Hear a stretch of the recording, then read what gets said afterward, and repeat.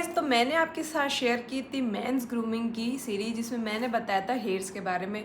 तो सबसे last topic है हेयर फॉल के बारे में। आज हम डिस्कस करने वाले हैं कि हेयर फॉल की प्रॉब्लम्स क्या हैं। तो सबसे पहले हेयर फॉल होता है जेनेटिक। कई लोगों को जेनेटिक रीज़न होता है, कई लोगों को डैंड्रफ होता है और कई लोगों को हार्ड वाटर की दिक्कत होती है। हार्ड वाटर वो होता है जिनसे हमारे बाल ख़राब होते हैं। तो आपको हार्ड वाटर चेक करने के लिए एक पानी लेना है, बॉटल में उस लिक्विड सोप डाल के उसको ऐसे शेक करना है। अगर पानी जल्दी से ट्रांसलूसेंट नहीं हो पा रहा है तो इसका मतलब हार्ड वाटर है जो बालों को बहुत ख़राब कर रहा है। और हम देखते भी हैं कि हमारे टैप पे वाइट वाइट धब्बे पड़ जाते हैं, तो वो हार्ड वाटर ही होता है। और कई लोग ड्रायर यूज़ करते हैं, बहुत ज़्यादा हीट यूज़ करते हैं, उस वजह से भी कई लोगों को होता है। कई लोगों की पुअर डाइट होती है, अच्छे से डाइट नहीं लेते हैं, उस वजह से भी कई लोगों को होता है। और कई लोगों को थायराइड होता है, तो उसके लिए आप टेस्ट करवा सकते हैं, ब्लड टेस्ट।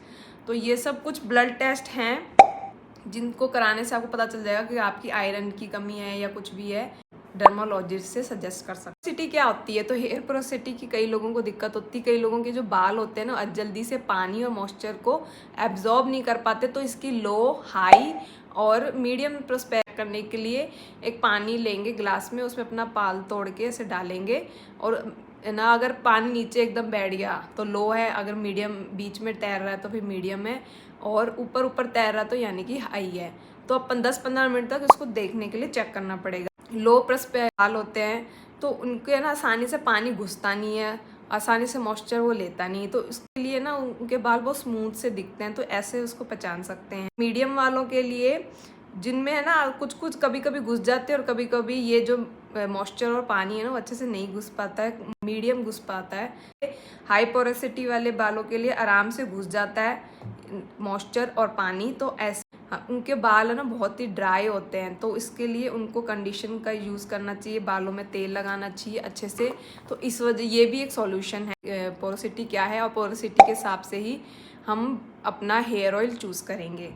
ठीक है, मल्टीविटामिन ले सकते हैं। कई लोगों को बॉडी में कमी होती है तो उस वजह से हम मल्टीविटामिन भी ले सकते हैं।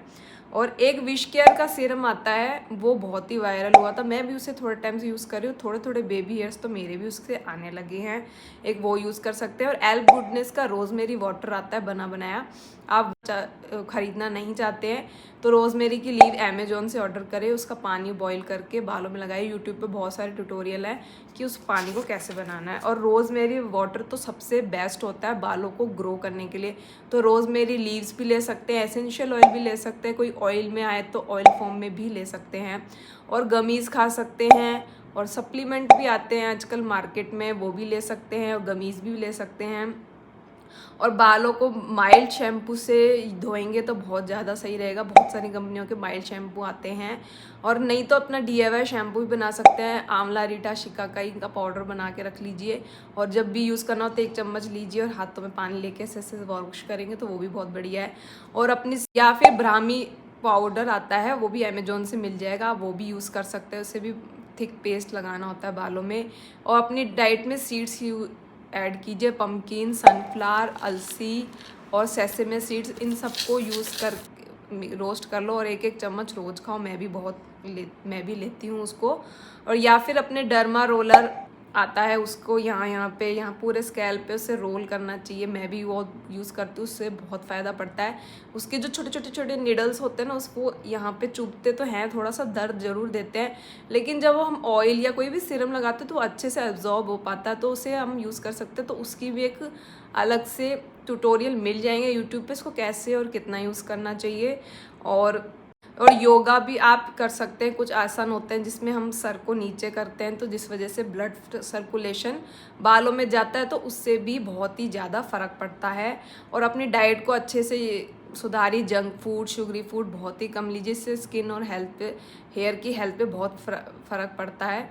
तो आप ऐसा ना लीफी फूड, सीड्स, नट्स, ये सब फ्रूट्स लेंगे तो बहुत ही फ़ायदा पड़ेगा। आप डाइट को भी सुधारना उतना ही ज़रूरी है। और आदिवासी हेयर ऑयल तो कभी भी यूज़ मत करना, वो आप यूज़ कर लोगे तो आप, पहले तो वो बहुत फ़ायदा देगा, लेकिन जैसे ही आप छोड़ोगे तो आपके बाल बहुत ही बेकार हो जाएंगे। तो आदिवासी ये हेयर ऑयल तो यूज़ करना ही नहीं चाहिए।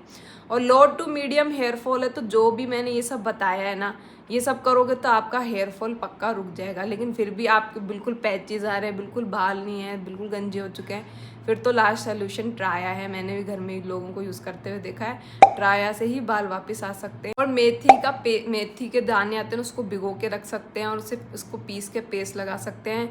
अगर वो नहीं करना चाहे तो मार्केट में मेथी का पेस्ट भी मिल जाता है, उससे भी हेयर ग्रोथ होती है। कैस्टर ऑयल यूज़ करिए और बहुत से ऐसे चीज़ें हैं छोटी छोटी जिसको करने से बहुत फ़र्क पड़ता है। अपने पिलो कवर को चेंज करिए, सैटिन के पिलो कवर यूज़ करिए और बालों को, स्कैल्प को अच्छे से धोइए, वॉश करिए और उसको अच्छे माइल्ड शैम्पू से यूज़ कीजिए।